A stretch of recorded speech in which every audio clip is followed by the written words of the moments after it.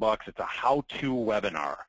I'm going to actually share with you ways that people that I know have started businesses for no money and ways that I have personally started businesses for no money at all. And I'm going to share with you in full transparency, unlike, when you watch Home and Garden television and they show that there was a renovation that was done for, $1,000, they seem to fail to mention that you have to hire the contractors to come in. So that's always kind of like the that one little sort of white elephant in the room, if you will, that's being completely left out of the equation.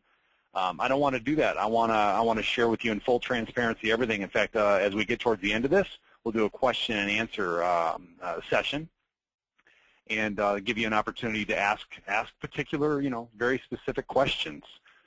So, why are you listening tonight? I'm gonna make some guesses here. Number one, maybe you want out of a boring dead-end job. Maybe you've always wanted a business of your own, but you didn't have any money to do it. Maybe you just want to know what the heck OP is. I've got this thing I call OP, and I'll share with you what that means. That's actually the strategy we'll talk about tonight on how to start a business with no money. I'm not saying little or no money. There's plenty of businesses you can start with a little bit of money, but when you truly have no money, how could you start a business? Well, I'm going to share with you ways that I've actually done that. Maybe you want to earn a profit sooner than 2 or 3 years from now, which if you ask most accountants, they're going to say, oh, yeah, man, it's going to take at least a couple of years to earn money in a business of your own. And generally speaking, I would say that that's fairly true, but it's true if you start a business the way people generally start businesses. So maybe you want to start a business because you're creative and you have something that you want to sell. Whatever it is, we're going to go ahead and move on. And just real quick, let everybody know as a presenter, I just encourage you to be here tonight. This time is for you. This time is for you. Just like on my Getting Unstuck webinar, the one I do on the psychology of the entrepreneur, this is a gift for you. This is something that you can use to, further your career, further your life, move forward, maybe, again, get out of a boring job, that sort of thing. So shut off your phones, not this phone, but, your Facebook, your Twittering, your texting, your IMing, all that stuff. Just be here. And I'm going to go ahead and I'm going to go to the next slide. Again, I want to welcome everybody here tonight, and on the webinar tonight is you. Also is myself, Dan Nichols. I'm the lead business coach at YoungEntrepreneur.com. I've been self-employed since just a year out of high school, actually, even though even during high school I had ways I was making money and things. So just always been intrigued by it. Always wanted to be my own boss. I had an uncle that was his own boss. My dad had a part-time business at some point. Just had little pieces around me, and also my dad just encouraging me, saying, Dan, you don't want to drive a high-low. My dad drove a high-low for 35 years for Sears and Roebuck, and I just remember him telling me, man, you don't want to do this. He said, there's got to be a better way. And then, it got me to thinking. We're going to talk about an event entrepreneur. I know the event industry pretty well, and I'm going to share with you why I do, and also a guy I know that in the business and something really cool that he did. I'm going to share with you a little bit briefly about a real estate entrepreneur, and again, I'm going to give you the how-to, how they actually went about doing this. And at least 5 other businesses that use or can use the OP strategy. And by the way, the OP strategy, that's the big mystery, is it's kind of my secret sauce, if you will, on how to do this, and it's really kind of an upper-level entrepreneurial concept that you can employ yourself. I'll teach you tonight. And a number of different businesses. It's not going to work on all businesses. I'll tell you that right now. It won't. Like if you want to start a restaurant, you're going to need money. You're going to need money to fund it up front and all that other good stuff. Are there ways you could probably cobble together and get it started for very little to nothing? Yeah, maybe. But I'm not going to really go in that direction. I'm going to take you towards things that I know are a little more achievable, a little quicker for you. Baby steps. I'm also going to talk about the importance of starting cheap and growing. I'm going to share what OP is and how to employ OP strategies. The time expected to be about an hour of content and ideas, so we should be, again, here for about an hour. After the webinar, I'm going to have 30-plus minutes of open Q&A. And then also before the Q&A, I'm going to share a business that's not $5, but having been self-employed as long as I have, it's just there's some pretty cool businesses out there that people can start. I know Kiyosaki talks about it in a couple of his books, and I'll share with you just one that I'm involved in.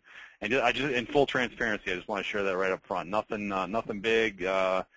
Again, people, you're here tonight because maybe you want some extra money, you want some fun stuff, maybe toys, maybe you want to have a little extra money for a cabin payment or something like that. You can tell I'm from Michigan. We have cabins here. You want to save a few bucks for retirement. Maybe you need to make up for lost retirement funds. Maybe you want some autonomy. Today I was out, I spent 4 hours this afternoon with my 5-year-old daughter at the local pool today. They have a pool here in our city, a big, huge, giant pool with water slides and stuff. Spent several hours with her there today. That's autonomy. That's being able to do things when you want to do them. Going up north for 5 or 6 days next week. Do I do business when I'm up north? Yeah, sometimes, but I'm pretty good about unplugging for a few days. So, again, maybe you just want to make money doing something you like. My wife's a jeweler. For several years, she made money selling her jewelry, selling her creation. So I'm hoping everybody wants to dig in now. I'm ready to dig in, and I want to share with you the stories versus theory thing here. That's a critical piece about what I do. I like to really show people actually real-life examples of stuff, because forever, somebody will talk to you about some great business thing, and they can't really, there's no proof. Like, you just can't prove it. I want to show you real ways. I mean, you're going to be able to actually look at this and go, oh, wow, that was pretty cool. In fact, what I'd really like to do, and I haven't done it yet, I don't know if anybody out there knows anything about the info product world, but I really like to create an actual product out of this that I could sell. Of course, you're getting the benefit of it tonight because I don't have a product to sell you for this. And I'm not here to sell you a product this evening. I just want this to be good information for you all to walk away with.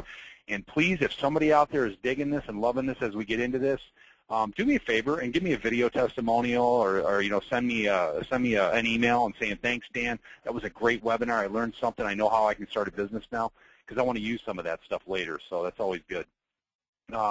And again, I'm going to have a Q&A as we get to the end. I'm also going to have something special for everybody at the end.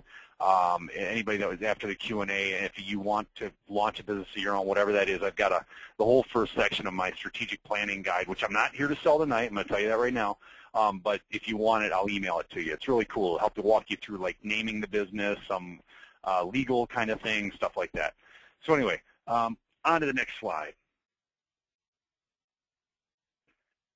Other people's blank, and I left it blank because this OP strategy can have a number of different words that follow it. How's that? The reason the OP strategy makes so much sense, really simply, is because the hardest part about getting something going is getting something going. So if you can access the efforts of something that's already going up and running, in this case a business, sometimes I call it OPB, other people's businesses, but I'm going to go in to share with you how there's way more than just OPB. There's OPI, there's OPS, there's OPE, there's just so many different pieces to this. And again, you'll understand this as we move through the slides.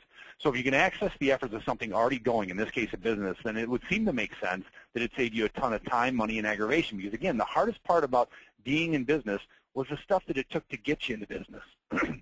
So understand that OPB is about taking something someone has already put into something, time, money, labor, and they've already put it in there, and using that for faster profits in a business of your own. And I'm going to share with you a handful of businesses, again, as I shared a minute ago, that you can start for very little to no money.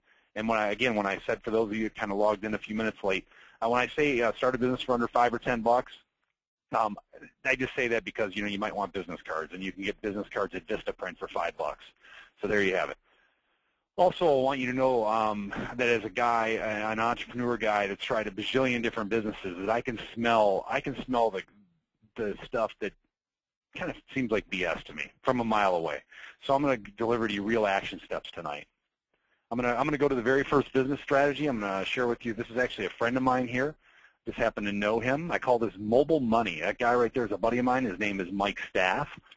He's got a website for those of you that might not want to get detracted this evening at mikestaff.com. He's a former radio personality on a major rock station here in Detroit area. And let me tell you how he started his business. He had this guy, this friend of his, that would be me, who kept telling him, Mike, because I have a disc jockey background as well. So I told Mike, but mine is in the mobile disc jockey industry, so like corporate events, weddings, that sort of thing. I told Mike, I said, Mike, you could make a ton of money. If brides heard you on the radio, or grooms, they'd say, I want to have that guy DJ my wedding. You could charge thousands of dollars. You could triple what everybody else in town was charging. If it was a going rate was $1,000 back then, you could get $3 grand for it. No problem. People would book you just because you were who you were. So he kept hearing me say that to him, And he was actually kind of growing a little less, he was getting a little disenchanted with the radio business, actually. And he started thinking about it, and so he put a quick little ad on the radio station. Actually, wait, I'm getting ahead of myself. He started telling a few people that he would DJ. He would go out to bar events. You know, they call them bar nights or whatever, and they have the local radio personality there. And people come up, do you DJ weddings? Well, he started saying, yeah. And he handed people a card. He had some cards made up. And then he started booking events. And what he did is, here's the real critical piece. He didn't buy any equipment. He picked up the phone. Actually, I know I went out with him at least 3 times. But he picked up the phone and called some DJs in the area and said, hey, what are you doing this weekend? And these are experienced disc jockeys. Now, mind you, all of you could do this same exact thing in other businesses or even in this business. So he said, what are you doing this weekend? I don't even have an event. So I'd say, fine, hey man, I'll flip you a few $100. Would you set up your equipment at the XYZ Country Club, and I'll see you there at I'll show up around 5:30. Event starts at 6 o'clock. Just have it all set up. So he arrived. He had no money out of pocket, none, except for the business cards that he had printed up earlier on. Okay, and in the contracts he got from other DJs because he knew a lot of people, and again, knowing people is important too, but nothing terribly difficult. And he started doing more and more events, and he started the evening out by introducing himself to to everybody in the audience, which everybody gave him big cheers because he was the guy from the local radio station. And I know some of you might be thinking to yourself right now, well, yeah, but I'm not a DJ on a local radio station. I'm not a celebrity. Nobody knows who I am. It doesn't matter. That just helped him do it a little bit quicker. Okay, it helped him do it a little bit quicker.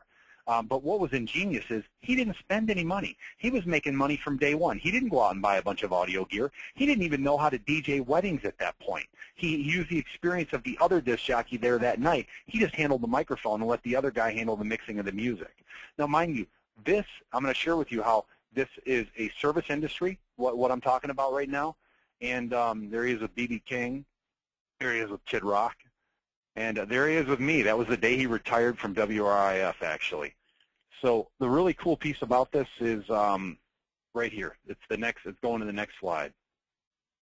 Number one, he shadows and learns. That means he goes out with other guys, other DJs in the industry. He learns what they're doing. He starts sharing with other people what he's up to. Hey, I DJ weddings, and of course corporate events as well. And he starts growing a business. He requests some framework help. That's number 3 there on the slide, everybody. Number 3, what I mean by framework is, in that business, you basically need contracts to email your brides, and you need what they call a bridal information sheet, which just kind of lays out the order of events throughout an evening. And he starts making calls, just starts telling people. No money out of pocket except for business cards at this point, none. And really, in this business, you could do that. You could do that every weekend if you wanted to, every weekend. You just have to have a Rolodex of 5, 10, 15 DJs, and then call them the week before and say, hey, man, I'll give you a few $100. Well, the DJ's sitting there thinking, well, usually I get $1,000, but if he's going to get a few $100s, he'll go out instead of letting his stuff get dusty in the back of his van. So you can do this in other businesses, too. You can do this with a cleaning service. You could do this. I mean, I could go on and on with lists of services you could do this with, but I get to that in some later slides. So there are your steps right there. That's one of the steps that he used. I hope everybody gets that one. And I'm going to share with you several steps this evening to help you use the OP strategy. And his total cost to start the business, 50 cents.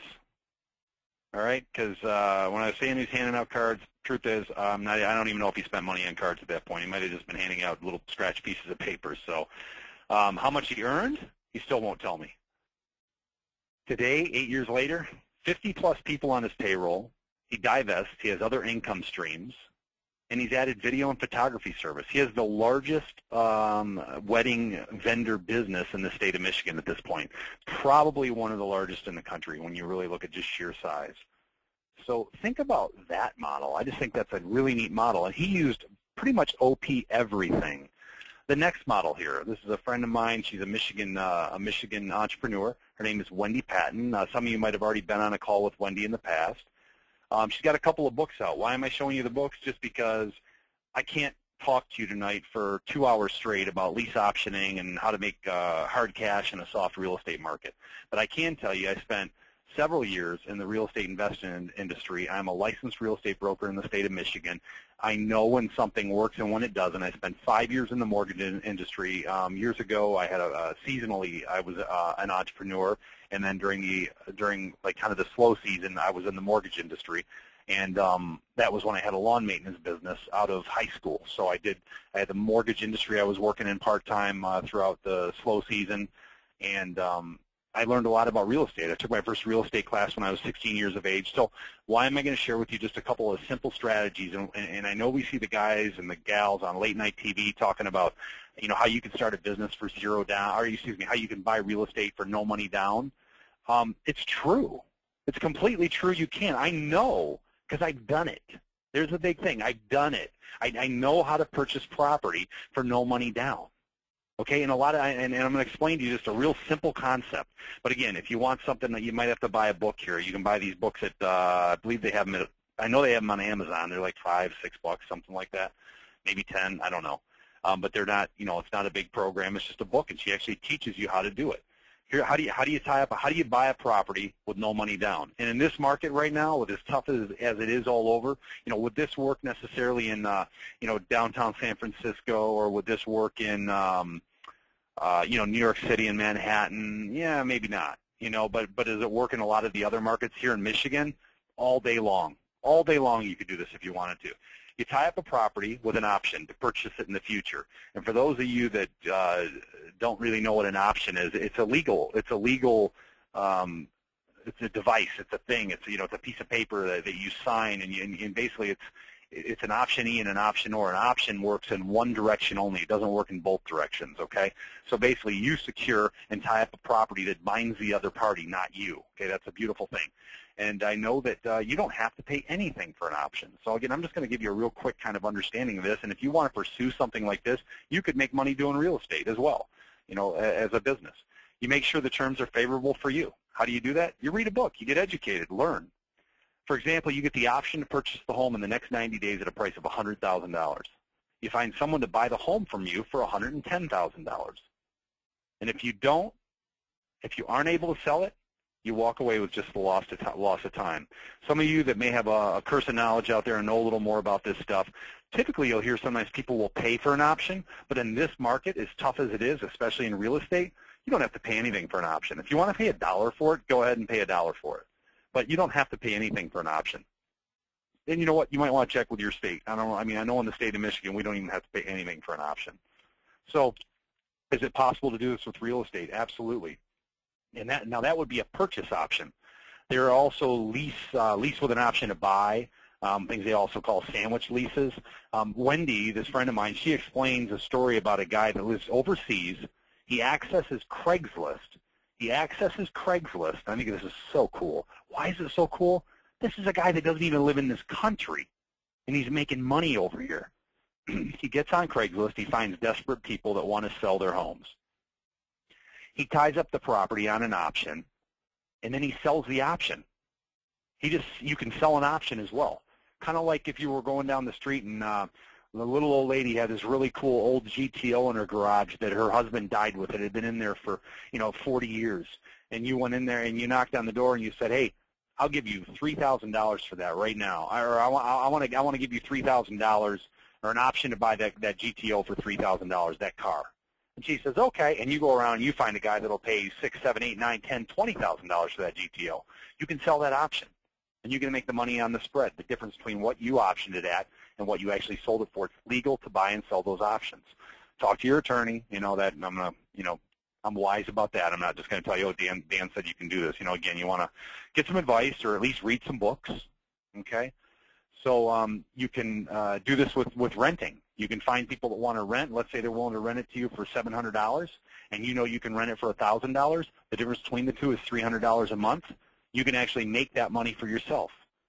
And the big trick here, everybody? It's not sitting here in disbelief and not believing me. It's picking up the phone and actually trying to do this. The hardest part is not becoming an expert within 48 hours. The hardest part is actually doing anything that I'm going to share with you tonight. People will say, I don't know, I don't believe it, because they didn't even do it. Pick up the phone and try. Go through Craigslist. See if you can talk somebody into it. Costs you nothing to do it. A little bit of your time. And dispel that myth once and for all. to decide whether or not it's reasonable or not. So again, especially with the real estate stuff. So I am now going to go on and contract for deeds and land contracts. That's another business right there. I mean, you can do this. You can find ways to make money with that as well. Third story. This is another OP strategy. This is definitely an OPB strategy. The OPE strategy, the real estate one I just shared with you, I would call that like other people's equity, other people's time, OPT. This one here is OPB, other people's business. It's a story about a guy that I know, a former client of mine. It came to me struggling with how he could change from being an employee of a company to owning his own in the same field.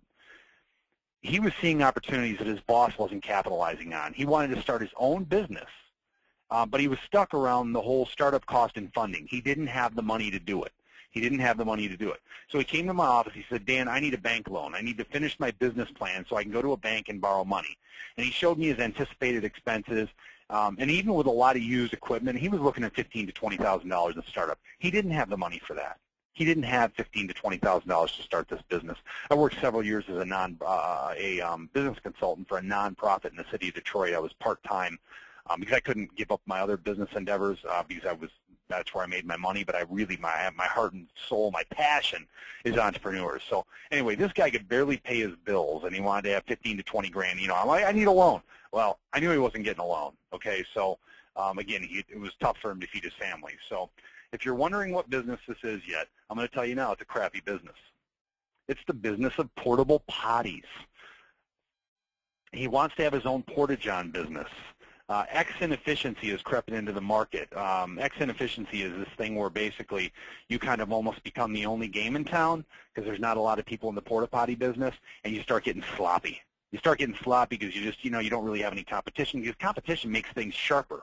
It makes people tighten up their offerings because, it's the sort of, it weeds out the people that don't do as good a job. So that's one of the beauties of competition. So he sees that there's two major players in the market, and they're both underperforming, and they've been around a long time. So it's just not that competitive anymore. There are a couple of owners that have been in it for a while.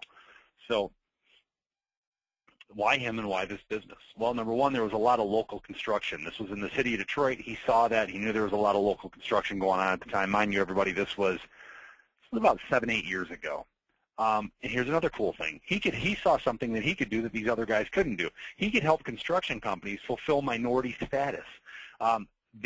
Construction companies, there was a mandate that they had to use a certain number of minority contractors in building a building or in constructing a stadium or whatever.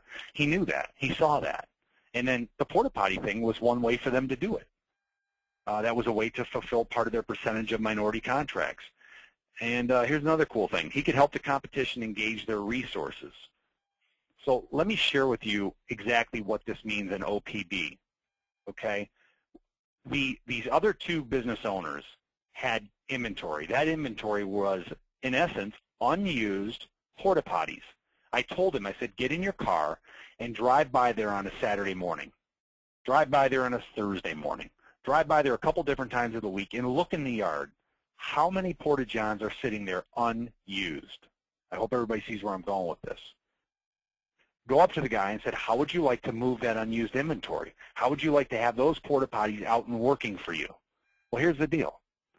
I'll go out and sell them and represent them, but I want to represent them under my own name, under my own business name. This is OPD, everybody.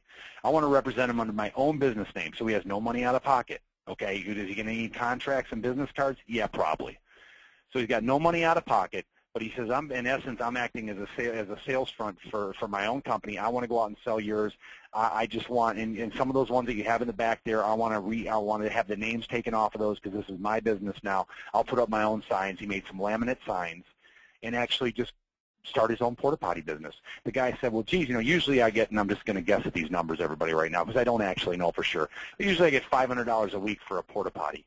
So he said, well, I can get you $300 a week. So he was making $200 a week off of each one. It was allowing him to immediately make an income off of each porta potty. Pretty cool. Pretty cool. He could make an income. And now the other guy's kind of happy. The former guy, the actual business owner, the current business owner, because he knows that he's going to have his stuff's going to be getting used. His employees are actually going to be putting more porta potties out there. And at this point, this stage in the game, he's an old timer. He doesn't care. He's happy. He's happy just to get some more income. Those porta potties are paid for. So every time he puts them out, whether it's 300 or 500, he's still making money. But he's now got a salesman out there basically selling for him. Granted, it's under that guy's name, my client's name. So anyway, a real cool way to utilize this OPB, other people's businesses. Can you do that with other businesses? And what about a lawn business? I spent 5 years in the lawn maintenance industry, 5 years doing that just out of high school. And there were guys that would work 3 days a week, and they had all their lawn equipment sitting there the other 2 or 3 days a week. What about that? What about lawn maintenance industry? What about the cleaning services? Again, I go a lot to services too, because there's just so many people out there that are not necessarily good business people, but they own the tools of the trade. How could you get their tools of the trade to work for you? That's OPB. That's using somebody else's stuff. And then you go out and sell it. In essence, you're almost like a rep. Could you make money just being a rep and only making money on the sale? Sure you could. And then you don't ever have to worry about insuring the porta potty. You don't have to worry about insuring this or that. Just be like a sales. You could be a sales agent for a company. I'm sure some of you have heard of manufacturers representatives. There's one for you. I used to, when I had my lawn maintenance business back in 1986, I remember one of my customers had the coolest house, a really cool guy, and he had 3 cars, all from different automotive companies. And I said to him one day, I go, what do you do? He said, I'm a manufacturer's representative. He had a Corvette, he had a big conversion van, and then he had a sedan. And they were all from different automotive companies. And I said to him, I asked him, I said, well, that's kind of an interesting set of vehicles there. I said, all from different companies. He said, well, he said, as a manufacturer's representative, he said, I'm calling on GM, Ford, and Chrysler, the 3 big players. He said, when I pull up into their driveway, or take a guy out to lunch or whatever, I want to be driving a car that's from their company. And this guy, by the way, he was loaded. He was loaded. You see, because he went out and sold stuff that he didn't even make. He never had it assembled. He just went out and represented stuff. How did he do that? He developed a Rolodex over time of meeting certain people. Do you know how many products are out there on the market right now that how many manufacturers and inventors out there have garages full of stuff that they're not moving, not selling? Tons, tons. For every one that you see that you see on the shelf, I guarantee you there's 1,000 that are sitting in somebody's garage. Somebody's saying, man, oh man, I wish I had a way to move this. So think about that OPB strategy. Here's something kind of cool. His initial upfront investment, $8.69 on business cards. And I want to show you something. Using the OPB strategy, he has no money out of pocket except for this $8.69. I call the original investment $9. See it there on the screen? And then you take it down to the bottom. His annualized return on investment was 199,900%. How many businesses get that type of return? He did that because he didn't borrow any money. He used the other person's product and everything, and that's how he made his money. Now, if he had done it the other way, he would have had a negative 10% annualized return. So think about it. In the risk in this, what if he decided that he just didn't want to sell porta potties? Do you know that most people go out of business because they're bored with what they're doing, or they don't like what they're doing, or they lose their passion for what they're doing?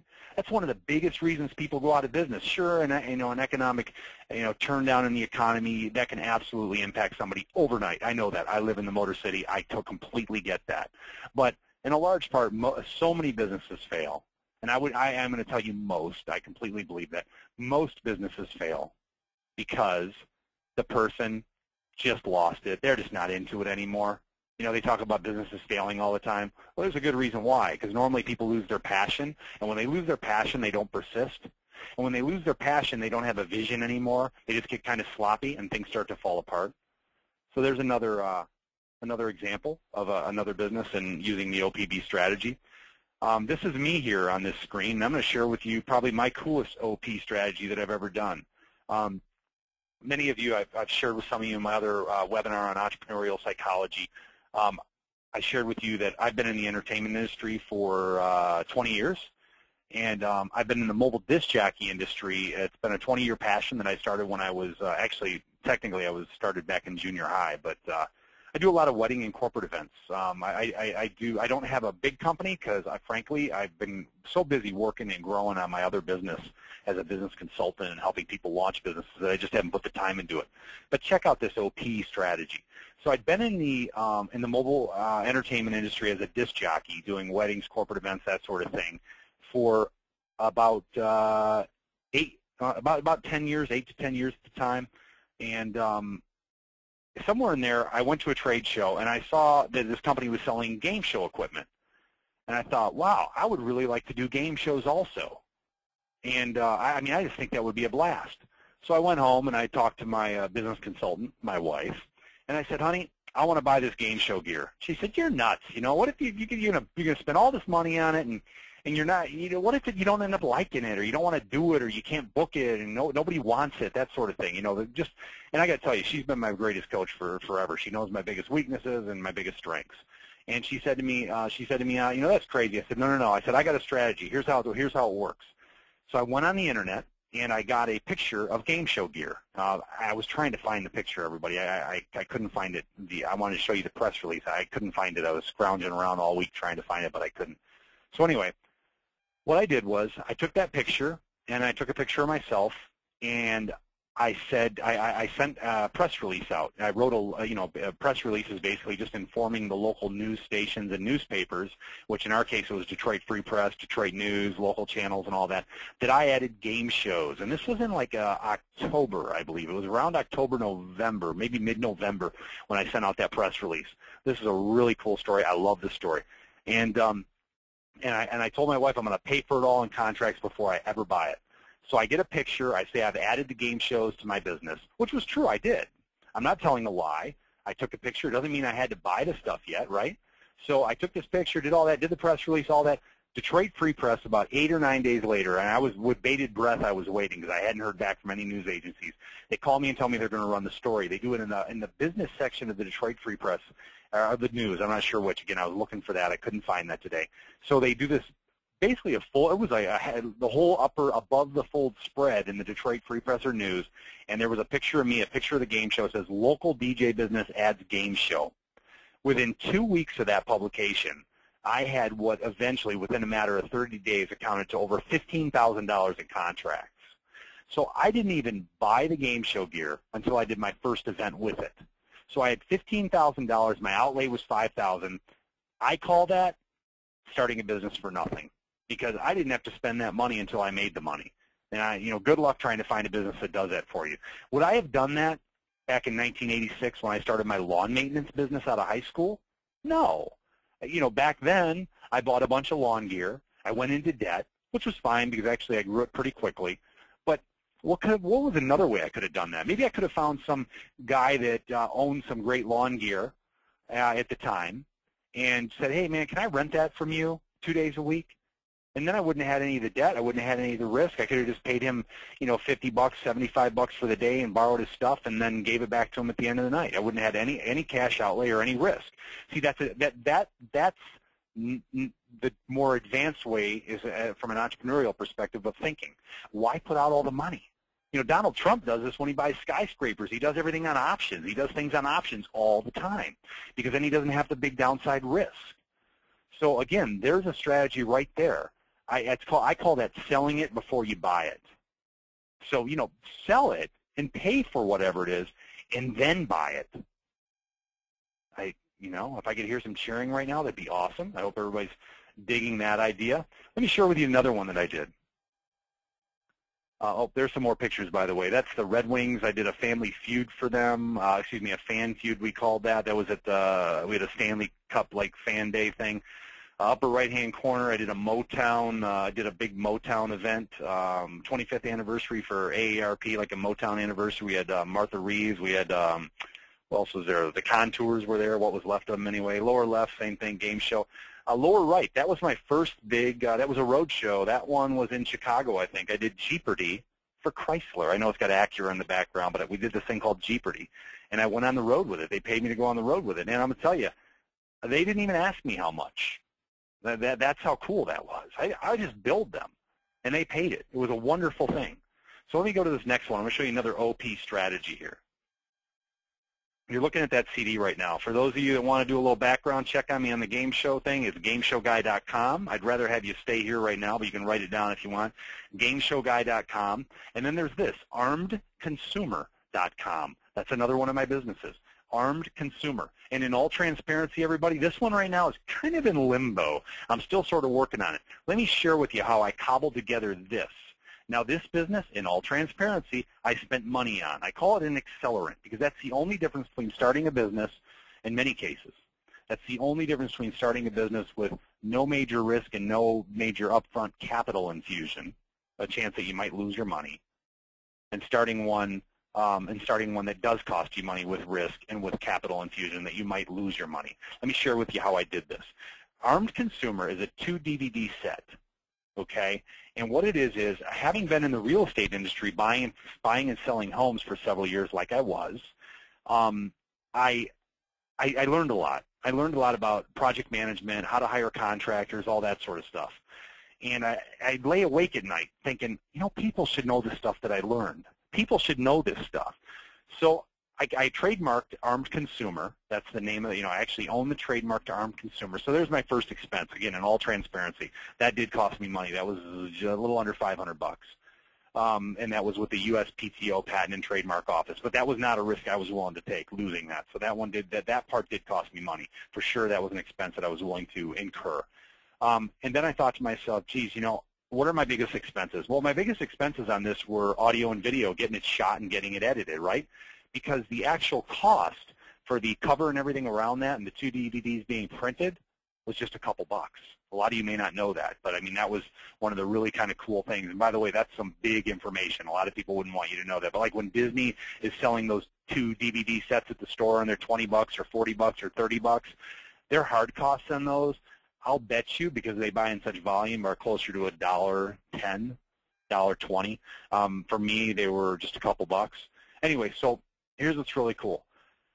I called up a friend of mine, you know, that guy I showed you earlier with the DJ business, and he also has a video and photography business as well. And I said, hey, Mike, I said, could I borrow a couple of your high-def cameras? And he said, sure. And he said, well, what do you got going on?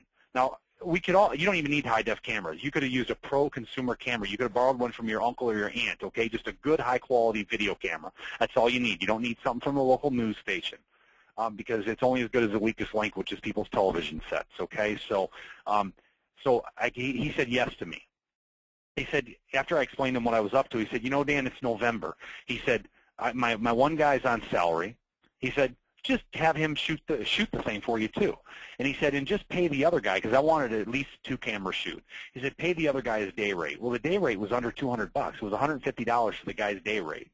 So now my challenge is, how do I get all these contractors under one roof? And what I really wanted was something that looked like Home and Garden Television, like Bob Vila or something. So where would I go for that? Well, geez, how about a builder that's in trouble? So I call up a builder. I said, can I use one of your homes for a set for a video I'm shooting? I'll give you a plug on the website. He said, absolutely, go for it. So now I've got the set for free, and I've got the video camera, and I've got the help and the assistance there for $150. Okay, so think about that. This is a production that's retail ready, by the way, everybody. I mean, I already have these manufactured. I've already sold them retail, but I'm looking to get in big with another opportunity here with this.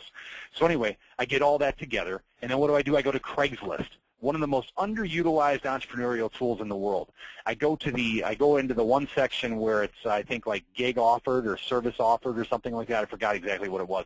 And I say calling all contractors, and I put plumber, electrician, roofers, windows, and I named off about 17 different fields, and I got 23 contractors that ultimately showed up to the event. I set up a schedule. I said I need all the carpenters from 10 a.m. to 10:45 a.m. Be there by 9:45. Check in. I had a check-in process. My wife handled she had a little sheet of paper and checked in who was there. I knew all their names. So I wrote it on a sheet of paper in advance, and I cut this whole thing. In a day.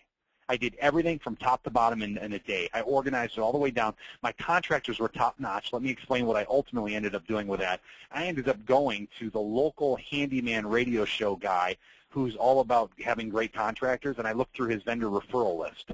And that's ultimately how I ended up. I got a ton of Craigslist responses, and I started thinking, well, geez, what if these guys are hacks, or these, they don't know what they're doing, and, what if they're not reputable? But I ultimately ended up, between the Craigslist thing and making sure everybody was licensed, between that and going to this local handyman radio who actually is nationally syndicated, Glenn Hagee's his name. He's America's master handyman. And I went to his website, pulled all these contractors off from my local Michigan area. They showed up. I didn't pay them a dime. Why didn't I pay them a dime? Well, it's great exposure for them. Plus, I offered them a DVD at the end that they could post their little clip on their websites if they wanted. So it was a really cool promotional thing. So think about that, a major production from beginning to end, and how I cobbled that all together. So that's an OP strategy. That's an OP strategy.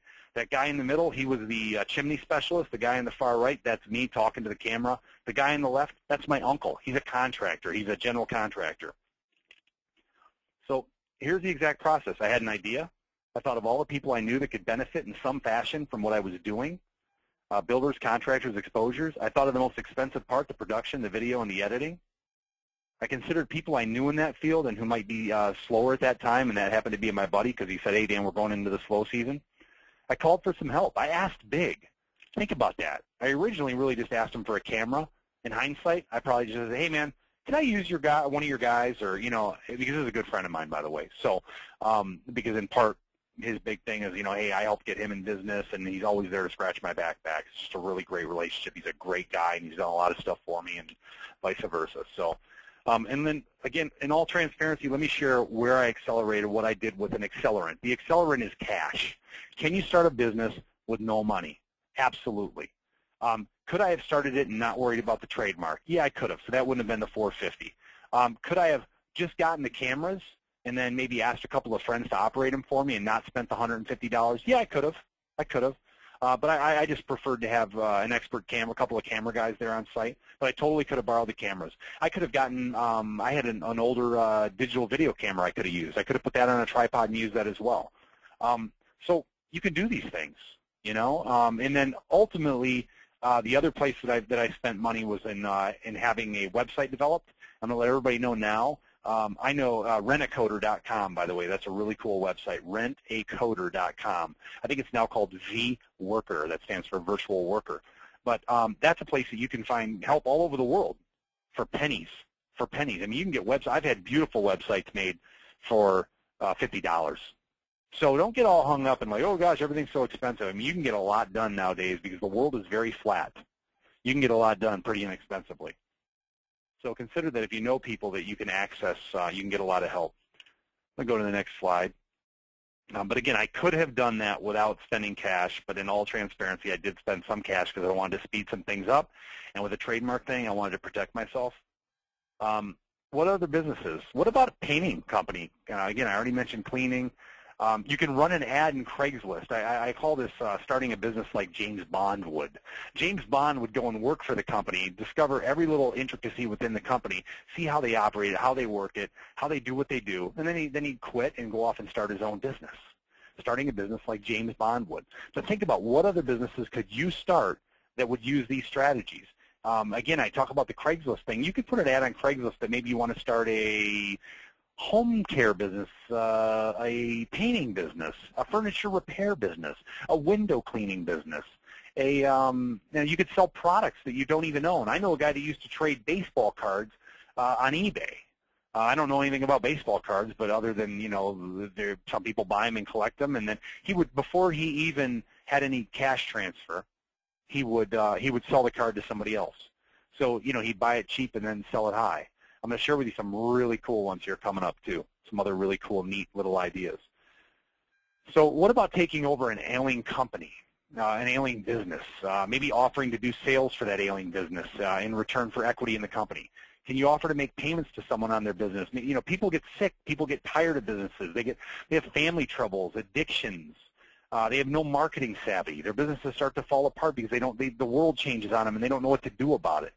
What about helping someone market their business and making money as a percentage of what they're already doing? I'll give you a perfect example. That video production I have 800 copies of that in the garage right now, in my garage. I have 800 copies of that. I just haven't had a chance to pursue it since the retail market fell apart. Because when the retail market first it started falling apart. It just froze. They stopped taking risks on anything. So they were just going to buy, you know, like Home Depot, for example, was just going to stick to their bread and butter how-to videos. They weren't going to take a chance and spend money on something else. So, you know, the retail market froze. Could you sell my DVDs for me? Sure, you could have a business doing that. Am I the only person out there that has a garage full of something to be sold? I don't think so, and I'm going to share with you on the next slide what that looks like. And I've sold these at real estate boot camps, these ARM consumer DVDs. I've sold them retail. Currently, the largest DVD distributor in the country has them in their possession and is currently showing them to major retailers like Home Depot and Lowe's and all that kind of stuff. So, you know, there's a ton of people that have great services or products, but they just don't have any time or know-how to market what they have. I've kind of run a little short on time because I have some other passions that I'm doing, but I do still work on this one. I still prime the pump from time to time. So those are questions to ask yourself. And we're going to get to the, you know, I'll give you another one. Doctors, lawyers, accountants, chiropractors, banquet facilities. These people, a lot of them, great at what they do, but don't know how to market what they do. So note that OPP is other people's products, other people's services, other people's intellect, OPI. People have an intelligence about a certain topic or something. Are you familiar with info products? Info products are things that teach somebody something that they didn't know. Could I turn this webinar into an info product? I sure could. I'd have to sell it, though. I have to learn a way to sell it to monetize it. But, you know, who do you know that's really bright? I'll give you an example. I have a friend of mine. She's a travel agent. She knows every single possible thing that you could possibly know about cruises. That's what they do. Her company sells cruises to people. She's been to pretty much all the major destinations and all the smaller ones, too. She's been on dozens of different types of cruise ships. And she'd be a great wealth of information. I could create an audio product, just record her and ask her a million questions, and then sell it to people that are looking to go on cruises that want to be better informed. So there's another example. Check out this next slide here. Oh, and by the way, OPE is other people's equity. OPT is other people's time. What about all the underused, underutilized retirees in this country? Tons of them that have time on their hands that can help you to build your business with some promise of a future return. You know, I don't know if that means making sales calls for you or whatever, but there's plenty of crafty, bright people out there that are bored, or maybe want to earn some extra money, or maybe they just want to go work in something, a challenging opportunity each week. I know my dad. I mean, he retired and then he works 3 days a week cleaning offices because he's just bored. He doesn't, you know, he wants to get out and do something. So there's all your OPs. And the next slide, look at this, unused stuff. There's a story about a guy I read about. I don't know the guy. And he went around to different factories in his neighborhood or in his near neighborhood, however that works. I mean, people have factories all over. There's areas all over where you can go to factories. And he knocked on their door, and he said, do you guys have any unused anything? I don't know what it is. I mean, in this case, he went to a place that manufactures automats. They had pallets of automats that were wrapped up in the back that had never sold.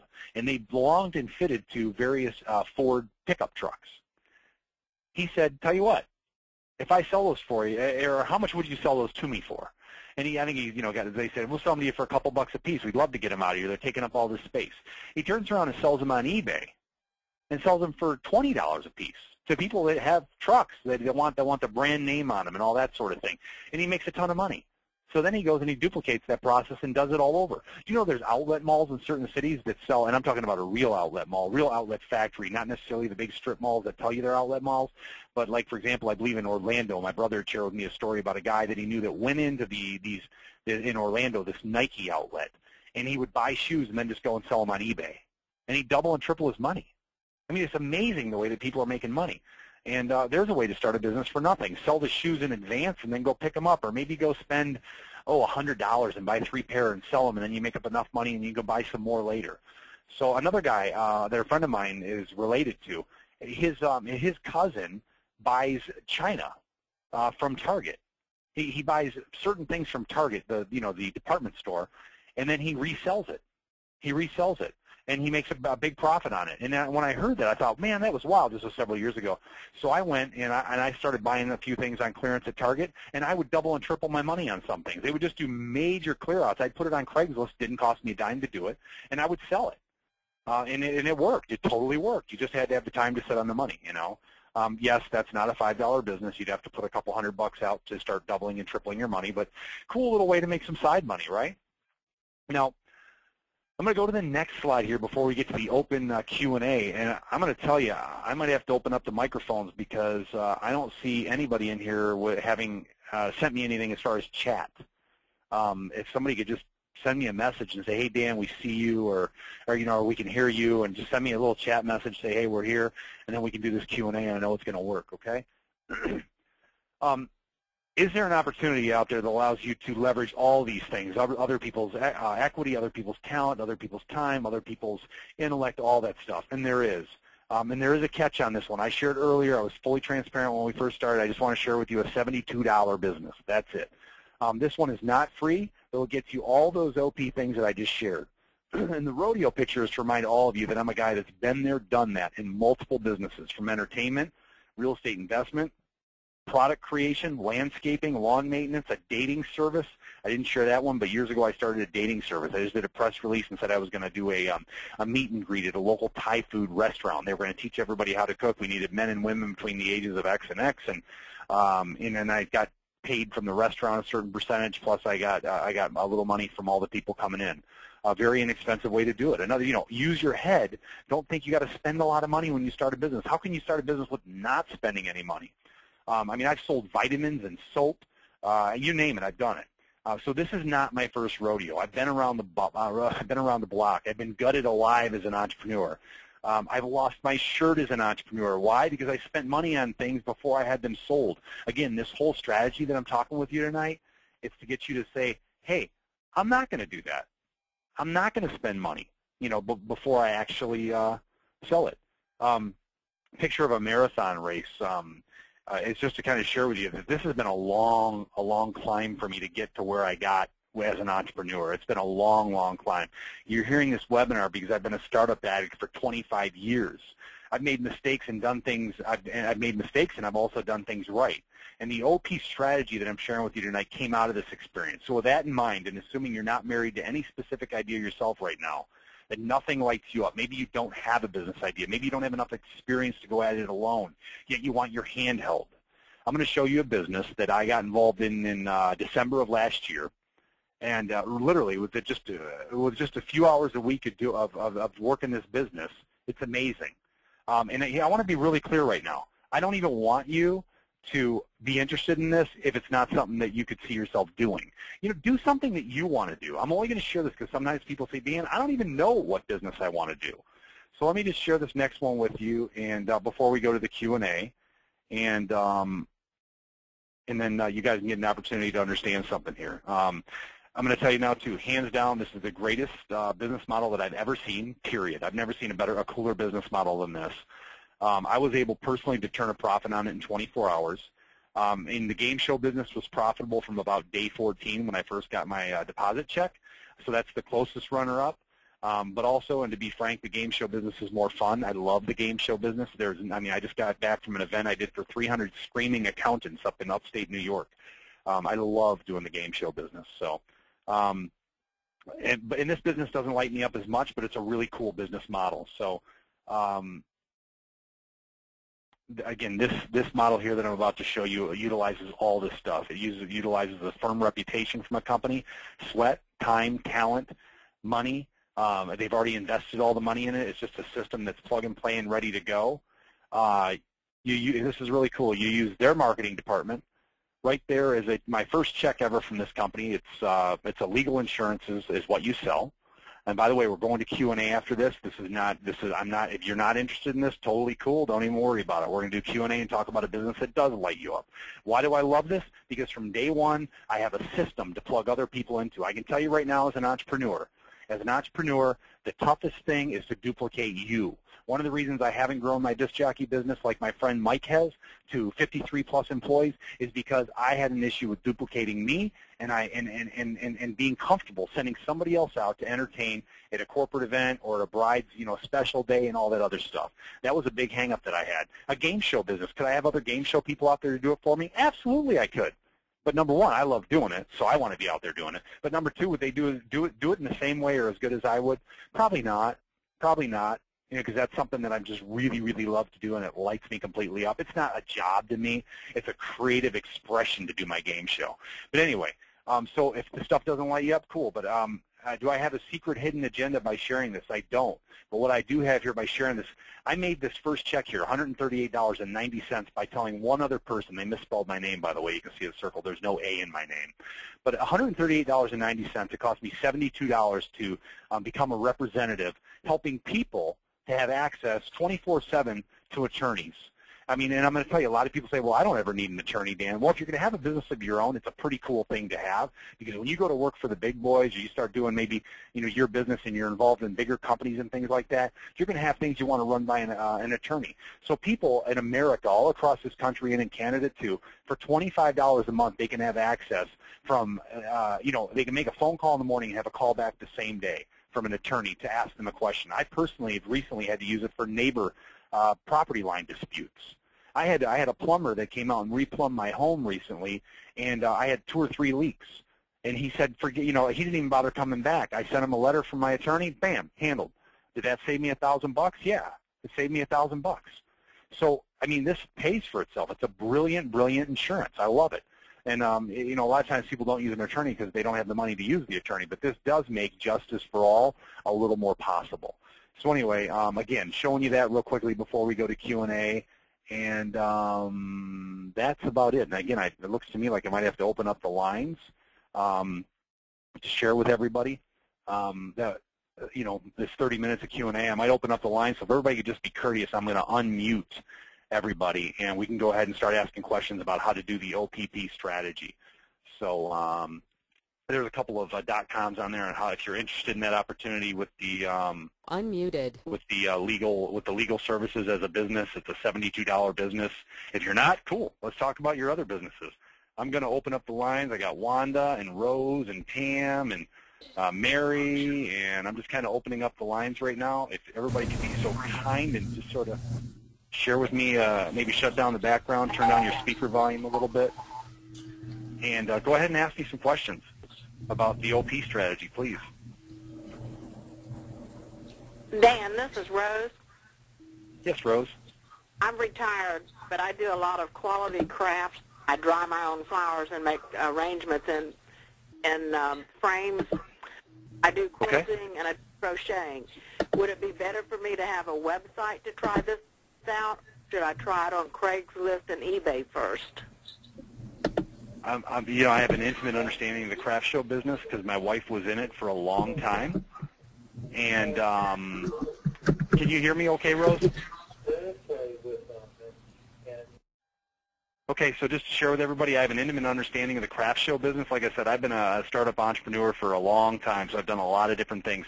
Would it be better to take a craft-style business, a dried flowers, like my wife in the jewelry business and that sort of thing, and do a website? To me, that's a tough business because there's so many people importing and things like that. I think Craigslist is a way to make very small margins selling your stuff. It's free, so you could certainly try it, but where are you going to sell it out of? That would be the big question. Hang on, Rose. Let me zip down to your name here. I just muted you. Where would you sell your craft? Where would you sell your craft, Rose? I do craft shows, but those aren't always, real good. Yeah, that's tough. I mean, my wife had the same problem because there were so many imports coming in that she would make this handcrafted jewelry, and then the guy across from her would be selling the stuff for half the price.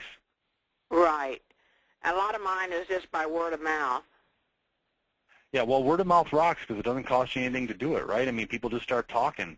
The craft show business is, I mean, it seems like the craft show model works at some level, but, what about maybe, I'm just trying to think outside the box. I mean, is there anybody that you could sell that to during certain times of the season that already owns a store? Could you sell it at the local grocery store, the independently owned grocery store, and have it maybe near their end cap or somewhere in the store, maybe a little section set up, and just offer to do a trade with the owner of the thing, and maybe make it like a Valentine's Day dried flower arrangement or something like that. That's just a tough one, Rose. I'm going to be completely candid. The craft business is very tough, as you've experienced yourself. Well, my son-in-law owns a paint store, and he'd let me do it free, so maybe I'll try that. Well, yeah, you could feel it out, and and also just put an ad. I'll tell you another thing: put an ad in Craigslist and tell them that you're looking for salespeople to represent your stuff to local retailers. It costs you nothing to do it. I did that with my Armed Consumer, and I came up with a ton of salespeople that were qualified as well. So okay, I'm gonna unmute a few people, and thanks, Rose. All right, hey, Wanda, unmuted you. Anybody, Martha? Anybody want to send me a chat question? Margaret, anybody got any questions? Any Q&A here? Yes. Linda, go ahead. Hello? Yes, hello. You were talking about a company that helps you with websites, and I didn't catch. Rent a what? Rent a coder, like somebody sending you Morse code. It's R-E-N-T, yep, A-C-O-D-E-R. And, basically what you want to do, I'm going to mute you, by the way, what you want to do, everybody, with Rent-A-Coder, if you want to have something done inexpensively. I had a software program actually written that I'm reselling right now. I've already paid for it like 10 times over. But I had actually a software program written for $100 by somebody in, I think, Australia. And with Rent-A-Coder, you can go there. I think it's actually vWorker, by the way, for virtual now. They changed the name. It'll go over. Either way, it'll work fine. But vworker.com, virtualworker.com. But you don't spell it all out. It's vworker.com. You can post a bid on there and say that you want a website. But here's what you do. Here's the big trick. Let me teach you the big secret. If you have to have a website built, go there. But know a website that you want to clone, something that you want. I want a website very much like this website, and tell them, okay? That's the big secret, because now they can go there. They know exactly what they need to do to make it work the way it needs to work, and then you're comparing apples to apples when you get your bid. And I'm going to tell you, I don't usually offer much more than it depends on how much I need done. But if it's custom graphics and all that, I'll pay $150 to $200 and have a website built. If I just want something down and dirty, simple, kind of a template style, I can spend as little as $50 sometimes. I mean, I had an alumni site built one time for $100, a complete alumni website, and I made money off Google AdWords with it. All right, I'm going to unmute some people. Hey, I'm unmuting a few people. I got Kay and Kevin. Hey, somebody's yawning. All right, so who else? Anybody else have any other questions?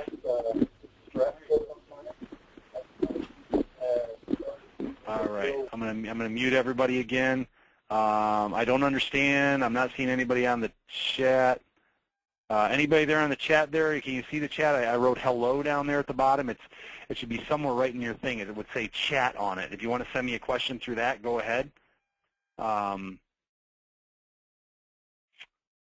If somebody wants to go ahead and send me a question through that. And again, I'm leaving this screen up here if anybody's interested in that business. It's $72. You can make your money back within 24 hours if you just can get somebody else that's interested in buying the insurance or buying the legal insurance. Business owners a lot of times work great with that. So just trying to share some other opportunities. All right, we got a few people. I'm opening up here: Carla, Cecilia, Bob, Audra, Arthur, DR, Daniel, Ellen. Anybody else? Any other questions? Yeah, this is Daniel. Hey, Daniel. I've got a question for a friend's website, so I really can't speak about it directly. I don't own it, but I wanted to ask you about it offline if I could. Oh, yeah, you can shoot me an email if you want. Okay. My email, everybody, is, hang on, let me see if I got my email on this.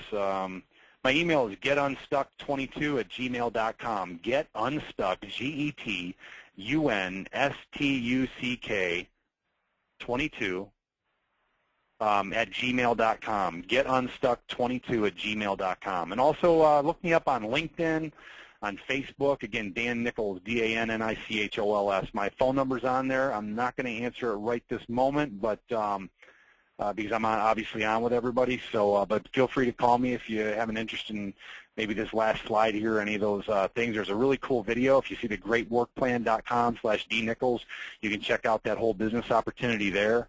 It's inexpensive, and you can make money. My upline in that business earns $100,000 plus a year, and has done so for the last couple of years, just on residual income from his work in that business.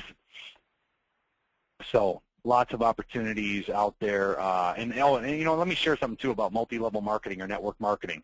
The problem with the soaps and the shampoos and the video and all that, and vitamins is what I meant to say, is that and anybody that's in the business can understand what I'm about to share, is that if, you know, like water purifiers, there was a time when there was multi-level marketing with water purifiers. Then what happened? Costco or Sam's Club or Kmart or somebody started selling water purifiers, and all of a sudden, you know, you were selling the thing for $300 a piece. Now they're selling them for $100, and the whole market goes over there. Why would they buy it from you for $300?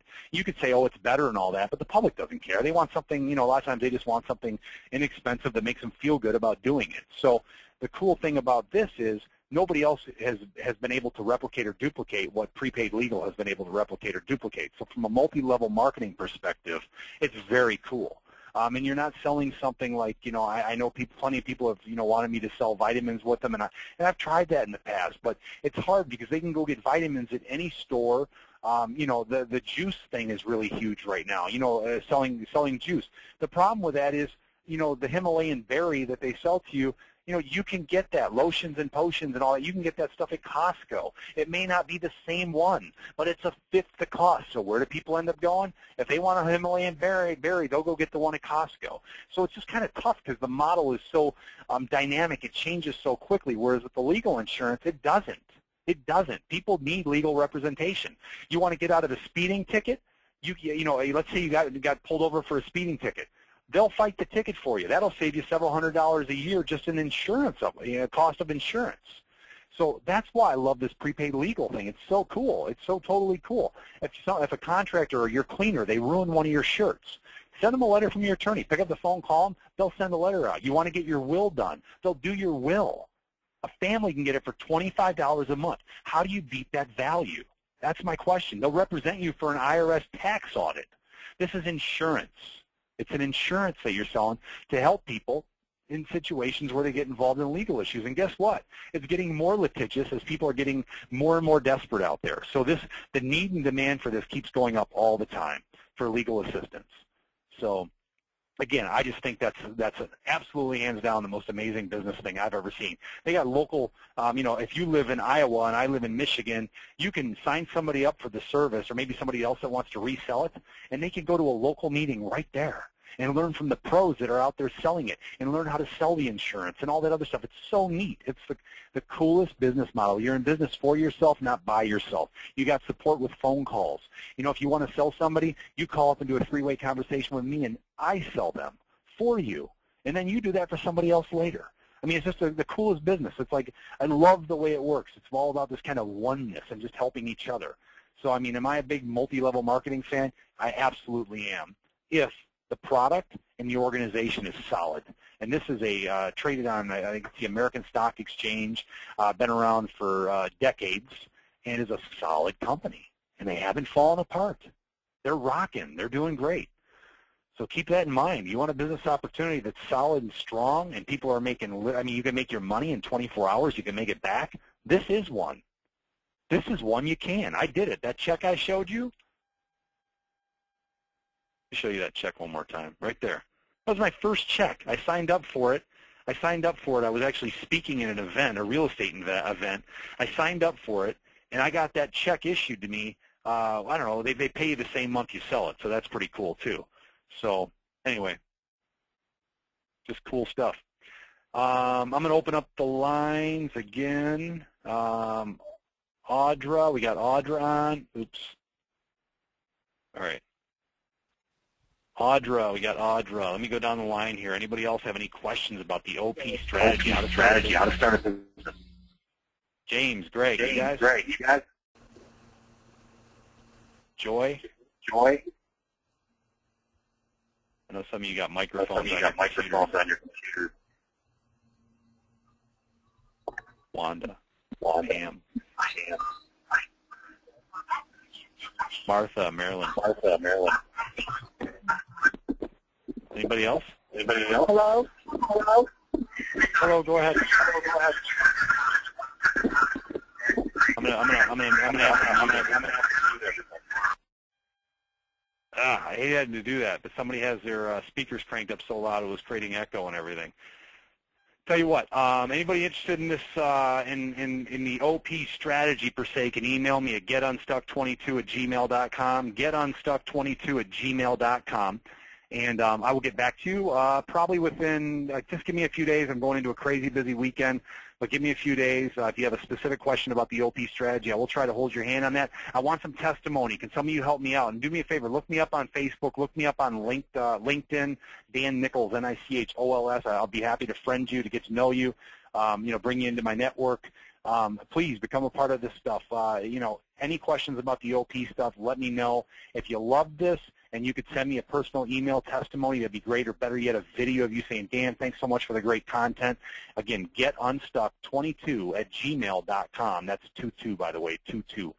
And call me. I'm going to hang up the phone right now. If you're interested in the prepaid legal insurance and want some help with that, I'd be happy to walk you through that.